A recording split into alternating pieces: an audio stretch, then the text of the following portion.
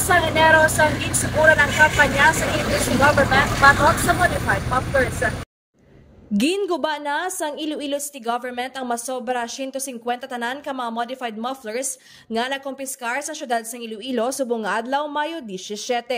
Ginpangunahan ni Iloilo City Mayor Jerry Trias ang ceremonial destruction sa mga nakumpiskar nga tambutso kaupod si Iloilo City Traffic Management Head Colonel Olgarico Garbanzos kay Iban Pagida.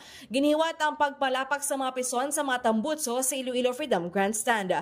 Nahibaluan nga sang umpisa sang Enero ang kampanya sa Iloilo City Government batok sa mga magahod nga tambut sa syudad sa Iloilo nga nagaparwisyo sa iban nga motorista kag pumuluyo. Syudad sa Iloilo na sila K5, Johnny Kauya nakala sa kampiyon ng balita sa Tisyo Publiko kag kalinawa na sa K5.